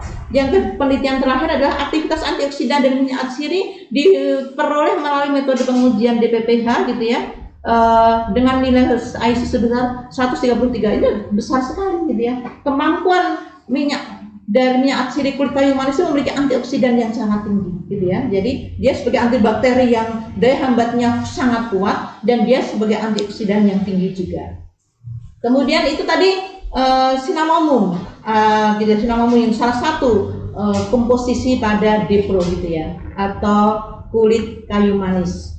Kita masuk pada daun dewa. Di sini ada ginura gitu ya, ginura, tapi yang dipakai adalah ginura yang tebal, ringkih-ringkih tepinya, dan ada bludrunya yang dipakai di depro di sini, bukan sambung nyawa gitu ya. Daun dewa, khasiat daun dewa. Pertama, ini dalam penelitian uji efek daun dewa terhadap kadar asam urat pada penderita hiperuremia gitu ya. Ini pada pasien yang dengan kadar asam uratnya di atas 7 gitu ya, kemudian diberi daun dewa gitu ya. Ternyata bisa menurunkan kadar asam urat pada tubuh. Itu ada penelitiannya. Yang kedua itu judul yang kedua, efek antioksidan activity, aktivitas antioksidan pada daun dewa sudah diteliti gitu ya, dan ternyata positif, dia memiliki aktivitas sebagai antioksidan. Berikutnya, pengaruh pemberian senyawa taurin dan ekstrak daun dewa Ginura segentum gitu ya. Nah, ini sama-sama di penelitian itu ginura juga gitu ya, terhadap eritrosit dan leukosit. Eritrosit itu sel darah merah, leukosit itu sel darah putih gitu ya. Hasil penelitian menunjukkan bahwa taurin dan daun dewa mampu menghambat pembentukan leukemia sel darah putih dengan mengembalikan kondisi berat badan gitu ya. Eritrosit, leukosit, dan dendritit menjadi normal kembali. Ini dibandingkan terhadap taurin itu bisa menormalkan gitu ya, dan daun dewa juga bisa gitu ya. Jadi eritrosit, sel darah merahnya bisa normal, leukositnya juga bisa turun gitu ya, dan jenis leukositnya menjadi normal kembali gitu ya. Kemudian efektivitas kombinasi rebusan daun sirih merah dengan daun dewa terhadap tikus putih jantan diabetes gitu ya. Jadi tadi udah ya bahwa ini tikus putih yang diabetes tadi di penelitian sebelumnya sudah gitu ya bahwa positif gitu ya, bahwa daun dewa ini bisa untuk obat diabetes. Nah, maaf ini hanya saya foto ya. Uji aktivitas fraksi air pada fraksi etil asetat ekstrak etanol daun dewa terhadap pelarutan batu ginjal gitu ya. Bisa juga ini daun dewa untuk batu ginjal. Sudah ada penelitiannya gitu ya. Sudah ada penelitiannya bahwa ekstrak daun dewa itu bisa juga untuk pengobatan batu ginjal. Sudah ada penelitiannya. Kemudian berikutnya, efektivitas kombinasi daun dewa dan pegagan terhadap penderita hipertensi gitu ya. Nah, daun dewa bisa digunakan untuk obat hipertensi orang dengan tensi yang tinggi. Jadi daun dewa bisa untuk menurunkan tensi. Ini sudah banyak yang membuktikan juga. Berikutnya, daun dewa dapat menghambat respon rasa nyeri. Gitu ya. Ini udah ada penelitiannya. Jadi respon rasa nyeri kalau uji cobakan pada mencit gitu ya. Mencit itu kita suntik dengan zat aspirin apa yang bikin dia nyeri gitu ya. Kemudian dihitung berapa jumlah dia mengalami kesakitan gitu ya. Kemencit-mencit yang tidak diberi daun dewa itu dia mengalami kesakitan bentuk sakitnya itu dia molet, badannya dipanjangkan karena kesakitan, karena nyeri gitu ya, badannya dipanjangkan. Dalam 1 menit dia molet gitu ya, molet sekian kali gitu ya, yang tidak diberi daun dewa. Sementara yang diberi daun dewa dia tidak merasakan nyeri, jadi mungkin menyoletnya hanya sedikit atau mungkin hampir tidak gitu ya. Itu jadi daun dewa ini bisa menghambat respon rasa nyeri. Penelitian yang sebelahnya, efek dari infus daun dewa terhadap hambatan respon rasa nyeri. Tuh, sudah ada 2 penelitian. Ternyata daun dewa itu bisa untuk mengurangi rasa nyeri. Ya, jadi sehingga nanti keluhan-keluhan saya pusing, kemarin ya ada ya testimoni dari saya pusing, gitu ya, minum Ginura ini alhamdulillah pusing saya langsung sembuh dan sebagainya. Karena dengan apa metodenya itu di penelitian berikutnya terhadap hambatan respon rasa nyeri. Jadi respon nyeri yang di otak itu dihambat. Jadi tidak mengirim rasa nyeri ke otak, gitu ya. Tidak mengirim rasa, jadi otak tidak mengirim rasa nyeri. Langsung gitu ya, gitu ya. Itu daun dewa. Makanya namanya daun dewa gitu ya. Jadi ternyata dia bisa menyetop respon nyeri yang dikirim ke otak gitu ya.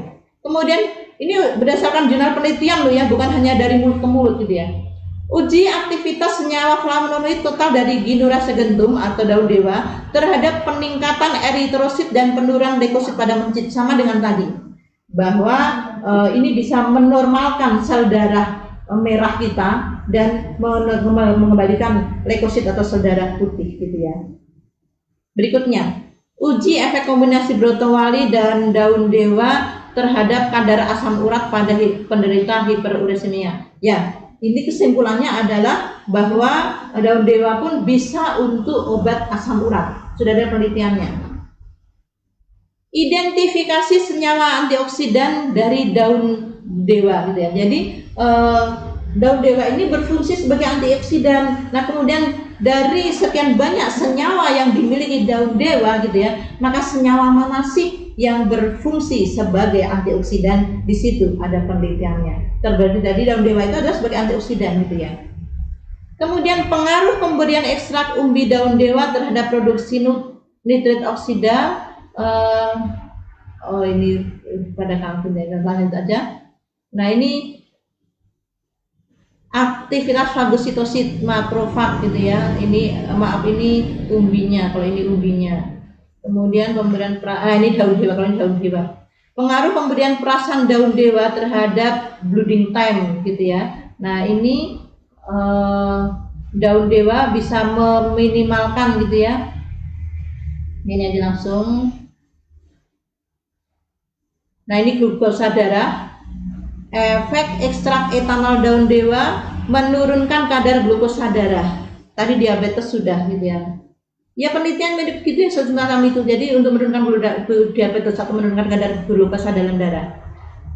Kemudian efek analgesik perasan daun dewa gitu ya. Dia bahwa daun dewa itu pun bisa sebagai analgesik, pengurang rasa sakit, gitu ya, pengurang rasa sakit. Potensi efek antipiretik. Antipiretik itu penurun panas, gitu ya. Tadi saya bilang bahwa daun dewa itu bisa untuk antipiretik. Ini di penelitian ini membandingkan antara potensi antipiretik pada daun kemangi dan pada daun dewa. Coba saya baca bagus yang mana. Nih, di bawah sendiri, potensi antipiretik daun dewa itu lebih besar daripada kemangi, gitu ya. Lebih besar daripada kemangi. Jadi di penelitian ini, peneliti tadi meneliti antara potensi efek antipiretik penurun panas pada daun kemangi dan daun dewa. Lebih bagus mana? Ternyata di kesimpulannya gitu ya, lebih bagus daun dewanya. Daun dewa gitu ya. Jadi daun dewa punya efek sebagai antipiretik penurun panas gitu ya. Jadi kalau ada teman-teman yang punya testimoni, anak saya kemarin panas, kemudian saya kasih Depro dan turun panas, karena memang gitu ya, daun dewa salah satunya punya efek untuk antipiretik penurun panas, dan itu lebih bagus dibanding dengan ekstrak kemangi. Penelitian berikutnya, uji aktivitas sitotoksik ekstrak metanol daun dewa terhadap kultur. Nah ini untuk sitotoksik itu untuk kanker ya, terbukti sebenarnya gitu ya. Tadi saya bilang gitu ya, kalau udah kena kanker jangan menggunakan obat herbal, walaupun terbukti bahwa daun dewa itu bisa mematikan, menyetop, menghentikan pertumbuhan dari sel kanker gitu ya. Bisa menyetop untuk pertumbuhan sel kanker. Cuman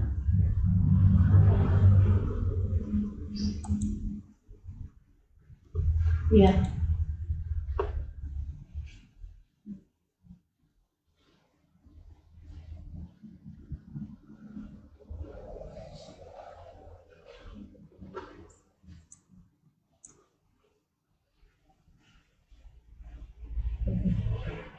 tadi ya, ini tentang uji aktivitas sitotoksik ekstrak metanol daun dewa. Dalam penelitian ini bahwa gitu ya, daun dewa bisa untuk menghentikan dari pertumbuhan sel kanker gitu kan ya. Penelitian berikutnya, uji antipiretik infusa daun dewa terhadap mencit jantan gitu ya, diinduksi tetanus gitu ya, vaksin tetanus gitu ya. Antipiretik penurun panas. Nah, ternyata di sini kembali gitu ya, daun dewa bisa berfungsi sebagai penurun panas gitu ya. Penurun panas, antipiretik. Nah, itu sudah daun dewa dengan sekian banyak kemanfaatannya. Jadi kalau saya lupa ya, saya googling itu kalau kita Google di Google Scholar ya, di Google itu banyak sekali penelitian tentang daun dewa gitu ya. Nah, mungkin itu yang saya cantumkan. Kemudian yang terakhir adalah khasiat jeruk nipis gitu ya. Jeruk nipis. Nah, di beberapa ini langsung aja ke reviewnya. Review artikel adalah kumpulan dari artikel-artikel yang berisi tentang kandungan dan aktivitas farmakologi dari jeruk nipis. Di sini jeruk nipis memiliki beberapa kandungan utama, flavonoid dan sebagainya gitu ya. Kemudian, nah, berdasarkan penelitian aktivitas farmakologi diantaranya adalah sebagai jeruk nipis itu sebagai antibakteri, itu udah penelitiannya, antifungi, anti jamur, antioksidan, anti kanker, sebagai pemutih gigi, sebagai larvasida nyamuk gitu ya, dan sebagai anti kolesterol gitu ya. Nah, ini sebagai ini yang penelitian jeruk nipis ya. Jadi sebagai tadi ya, jeruk nipis berfungsi sebagai antibakteri, anti jamur, antioksidan, anti kanker, pemutih gigi, kemudian dan anti kolesterol. Insya Allah sudah ada penelitiannya semua di sini. Nah, kemudian cara pakai Depro untuk masalah kesehatan yang terkait dengan penyakit dalam, internis gitu ya, penyakit dalam, stroke, diabetes, asma dan sebagainya. Maka cara gunanya adalah teteskan di bawah lidah 3-5 tetes 3 kali sehari. Ini namanya sublingual gitu ya. Nah, teteskan di bawah lidah gitu ya. Daerah di bawah lidah itu mengandung banyak pembuluh darah kecil. Dengan pemberian obat di bawah lidah ini, penyerapan obat akan terjadi lebih cepat, gitu ya. Jadi kalau lewat oral, lewat mulut, itu nanti akan lewat lambung. Lambung itu nanti bisa dirusak oleh asam lambungnya, gitu ya, zat-zatnya. Kemudian nanti melewati usus 12 jari, gitu ya. Absorpsi di usus 12 jari itu cukup lama, gitu ya. Setelah usus 12 jari kemudian usus besar dan sebagainya. Tapi kalau sublingual akan lebih cepat, gitu. Karena di bawah lidah itu mengandung banyak pembuluh darah kecil, gitu. Kemudian ini luka lama, Depro untuk luka lama, luka baru, luka diabetes dan sebagainya. Tadi sudah ada penelitiannya ya, bahwa pada tikus yang luka gitu ya, diberi daun dewa itu lebih cepat kering dan sebagainya. Tadi nggak termunculkan ya. Jadi bisa menyembuhkan untuk obat luka lama dan luka baru dan sebagainya. Dengan cara diteteskan atau oleskan pada bagian kulit yang mengalami masalah secara rutin 3 kali sehari. Untuk diet, nah ini untuk diet atau mengurangi berat badan, diminum 5 tetes 2 jam sebelum makan. Nah itu aja mungkin ya. Nah, ini sudah manfaat Depro dibacakan ya.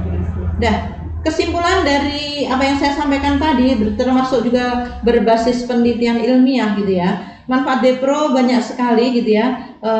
Sangat cocok untuk mengobati semua keluhan tentang sendi dan saraf. Karena apa tadi Ginura itu salah satunya bisa untuk mengurangi rasa sakit, rasa nyeri dengan menyetop gitu ya, menghentikan proses pengiriman rasa nyeri pada otak gitu ya. Melancarkan peredaran dan menurunkan tekanan darah, udah ada penelitiannya. Sebagai antioksidan, antibakteri dan virus corona sudah ada penelitiannya juga bahwa bahan-bahan yang ada di dalam Depro itu sebagai antioksidan gitu ya, baik kayu manisnya, baik jeruk nipisnya, buat ginuranya, daun dewa gitu ya, dan sebagai antibakteri ada penelitiannya gitu ya. Sebagai pencegah kanker, jantung dan diabetes sudah ada penelitiannya, mencegah osteoporosis dan sebagainya gitu ya. Nah itu mungkin beberapa manfaat Depro enzim dari berdasarkan beberapa penelitian ilmiah. Demikian dari saya Mbak Usfa, semoga bermanfaat. Maaf pada salah hilaf. Saya kembali kepada Mbak Usfa, monggo. Alhamdulillah luar biasa sekali Ibu ya.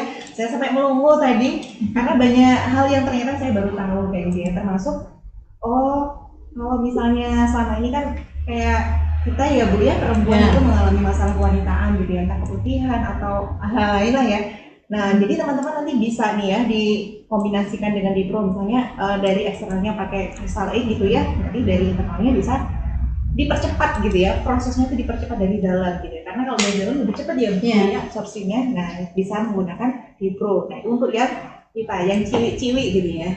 Nah, Ibu ini tadi sudah banyak. Maaf, tadi untuk keputihan bisa untuk cebok. Bisa untuk cebok? Maaf ya. Iya. Yang kebutuhan selain untuk obat oral atau itu ya sublingual itu bisa untuk cebok. Aman ya Bu ya. Aman ya. Boleh ini berarti nanti langsung dicoba ya. Teman-teman nanti kalau keputihan biar cepet gitu ya Bu. Jadi di oral gitu ya, ditaruh di bawah lidah biar imunnya naik gitu ya, biar jamur apa Bu namanya? Candida ya. Terus sama untuk cebok. Nah, caranya penting nih Bu. Caranya gimana Bu? 3-5 tetes dalam 1 gayung. Gitu. Ya. Air putih ya. Kalau air hangat itu mungkin ya. Bisa, air hangat bisa. Dengan air boleh gitu untuk cebok terakhirnya. Oke. Ibu Tusi ini luar biasa sekali, banyak yang melongo katanya. Ada yang komentar baru sekali ini ada narasumber perempuan semangatnya 45 katanya. Padahal siang-siang ya. Jam ngantuk tapi nggak ngantuk ini alhamdulillah ya. Nah ini ada yang bertanya Ibu Tusi, ini banyak banget ini yang antusias sampai 500-an gitu ya, yang berkomentar. Nah ini mungkin kita ambil sampel aja ya Bu ya. Nanti selebihnya buat teman-teman yang bertanya akan kita tampung, nanti kita jawab di kesempatan yang lain. Jadi kita ambil contoh dulu ya, ini yang mewakili pertanyaan yang lain. Pertanyaannya ada 3 yang kita ambil ya. Yang pertama, kenapa sih Depro itu dikonsumsinya sebaiknya dalam keadaan perut kosong gitu ya. Mungkin teman-teman perlu tahu gitu ya, kandung maem gimana gitu ya. Kemudian pertanyaan yang kedua, kenapa di bawah lidah tadi sudah ada penjelasannya ya Bu ya. Berarti pertanyaan yang lain tadi sublingual itu katanya tadi. Pertanyaannya Depro itu apa sih Bu? Gitu loh. Mungkin dengan bahasa yang singkat saja, misalnya Depro itu apa dan kenapa Depro? Nah mungkin itu dulu yang bisa dijawab singkat saja. Oke. Kenapa sih obat tradisional, obat herbal pada umumnya itu dikonsumsi sebelum makan atau ketika perut kosong gitu ya? Tadi sudah saya sampaikan bahwa obat yang kita konsumsi itu ternyata bisa berinteraksi dengan makanan yang kita makan gitu kan ya. Jadi 1-7 tadi malahan gitu ya. Nah, kita tidak tahu obat yang kita konsumsi itu kandungannya apa. Maka lebih amannya adalah gitu ya, obat herbal itu tadi ya, ini langsung akan bacakan di kesimpulan. Obat herbal itu kandungannya multi komponen, banyak sekali komponennya. Nah, kita tidak tahu dengan sementara yang kita konsumsi tadi tempe saja bisa menghambat untuk absorpsi dari obat herbal yang kita makan gitu ya. Agar-agar jadi juga bisa mengurangi dari aktivitas absorpsi dari obat herbal yang kita makan. Maka amannya gitu ya, obat herbal yang kita konsumsi tadi kandungannya multi komponen yang bisa dipengaruhi oleh komponen makanan yang kita konsumsi, sehingga lebih amannya obat herbal itu dikonsumsi setengah jam sebelum makan gitu ya. Jadi lebih amannya seperti itu. Jadi kenapa sih dikonsumsi sebelum makan? Karena kita takut gitu ya, nanti kalau berinteraksi dengan makanan yang kita makan itu bisa mengurangi dari aktivitas dari obat herbal yang kita makan tadi gitu ya. Jadi tadi kan ada silakan direview kembali gitu ya, direview kembali tentang obat, interaksi antara obat dengan makanan gitu ya, interaksi antara obat dengan makanan. Karena kita gitu ya, jadi kalau kan pas kita makan, udah kita makan ada tempe di situ, kemudian ada sayuran dan apa tadi, ada sayuran bayam, ada sayuran dan sebagainya, itu bisa mengurangi dari aktivitas dari obat herbal yang kita makan gitu ya, sehingga lebih amannya dalam kondisi setengah jam sebelum makan. Cuman kalau obat herbal tadi gitu ya ada dari bersifat iritatif, maka diminum setelah makan supaya tidak mengiritasi lambung. Hanya obat-obat tertentu saja gitu ya yang harus dimakan setelah makan, yaitu yang kira-kira itu bisa mengiritasi lambung gitu ya. Jadi silakan direview kembali tentang kenapa sih kita harus minum obat herbal dalam kondisi perut kosong, karena takutnya nanti ada interaksi antara obat herbal yang kita minum dengan makanan yang sedang kita konsumsi. Nanti di perut itu berinteraksi, dan ternyata interaksinya adalah bisa mengurangi dari efektivitas absorpsi penyerapan obat herbal yang kita makan. Itu ya. Terus pertanyaan yang kedua tadi, minta dideskripsikan secara singkat Bu. Jadi Depro itu tuh apa dan kenapa kok harus Depro? Gitu. Apakah dia itu herbal yang Ya, keunggulan gitu secara singkat? Depro itu saya bilang ini P3K yang harus ada di rumah gitu ya. Gitu, ya. Ini P3K yang harus ada di rumah. Karena apa? Anak saya jatuh bisa dioleskan ini gitu ya. Anak saya panas bisa diobati dengan ini gitu ya, dan sebagainya gitu ya. Dari Depro itu ini obat yang harus ada di rumah gitu ya. Ini bisa membantu untuk mengurangi gejala-gejala penyakit yang sehari-hari ada di rumah. Kita sebagai perempuan ya Mbak Uswah ya, kita adalah dokter bagi anak-anak kita. Ketika anak kita sakit, kita yang ngobati. Suami kita sakit, kita yang ngobati gitu ya. Kita sakit ngobati sendiri ya. Iya betul. Gitu ya. Nah, kita sebagai dokter ibu adalah dokter ibu di rumah tangga, maka saya sarankan kita punya Depro ini sebagai P3K di dalam rumah gitu ya. Ada sakit apa, ada luka kebakar, bisa gitu ya. Apalagi ada madu di sini gitu ya, bisa digunakan gitu. Ini langsung rekomendasi dari pakarnya ya teman-teman semua. Ini apa namanya? Mulai sekarang P3-nya harus ada, harus selalu hadir di rumah gitu. Nah ini pertanyaan terakhir Ibu, mungkin barangkali bisa dijawab singkat. Kan tadi sudah menyampaikan tentang apa ya, side effect ya, efek samping dari penggunaan apa itu tadi, paracetamol nih, untuk menurunkan panas dan lain sebagainya. Nah, kalau misalnya untuk anak-anak kan khawatir nih kita sebagai ibu-ibu ya memberikan terlalu sering paracetamol ke anak gitu ya. Nah kita pengen pakai Depro untuk anak. Nah itu minimal umur berapa ya Bu bisa diberikan? Ya, ibu-ibu ya. Jadi kalau anak itu belum panas gitu ya, cuman anget-anget 37,5 itu mungkin itu masih kondisi manusia gitu ya. Itu jangan langsung diberi obat ke dokter gitu ya. Minimalkan menggunakan obat dokter gitu. Jadi cuman anget kasih paracetamol, kasihan anak gitu ya. Maaf, dalam bahan kimia gitu ya, tubuh obat yang diminum anak kita 10 tahun yang lalu, hari ini kalau dicek itu masih ada pada tubuhnya. Karena keluarnya itu setengah dan 6, jadi bisa dibayangkan gitu ya, anak kita minum obat gitu ya, paracetamol gitu ya, sebulan itu bisa 3 kali paracetamol, padahal berat gitu ya. 10 tahun yang lalu gitu ya, obat yang diminum anak kita kalau sekarang dicek itu masih ada di dalam tubuhnya. Nanti akan terjadi penumpukan obat bahan kimia di dalam tubuh anak-anak kita. Tolong minimalkan. Jadi kalau memang belum membutuhkan, masih bisa menggunakan obat-obat herbal seperti ini, bisa dicoba gitu ya. Di sini adalah Isinya adalah ginura, jeruk nipis. Ginura itu daun dewa tadi ya, daun dewa, jeruk nipis, sinamomum atau kayu manis gitu ya, dan madu gitu ya. Itu insya Allah aman gitu ya. Buat sejak anak balita, kita ingat ya, sejak anak kita bayi pun gitu ya, itu sudah dikasih kencur, sudah dikasih berambang, itu kan obat herbal.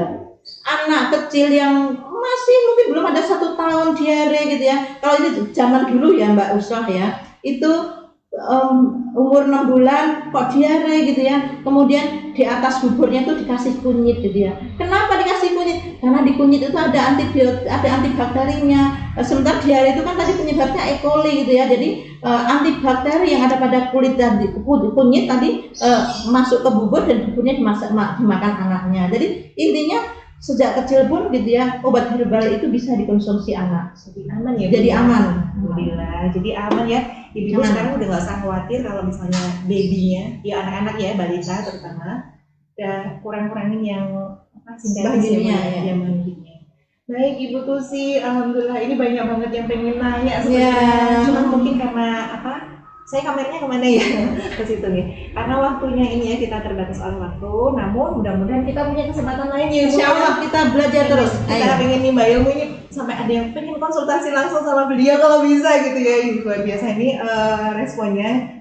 Nah teman-teman semua, karena ya berhubung karena waktu ya kita sudah habis. Jadi sekali lagi terima kasih banyak Ibu Tusi ya. Alhamdulillah hari ini dapat banyak insight baru ya, banyak ilmu baru yang baru kita dapatkan hari ini gitu ya. Dan sebelum seminar ini kita tutup, saya pengen nyampein pengumuman dulu ya Bu ya. Ya untuk tadi yang sudah saya janjikan di awal ya, Depro Official nanti menyiapkan gift ya buat teman-teman yang beruntung tadi yang paling interaktif gitu ya, kemudian penanya terbaik, kemudian ada apa lagi ya? Yang paling banyak jadi pengundang gitu ya, mengundang mitranya untuk bergabung di acara ini.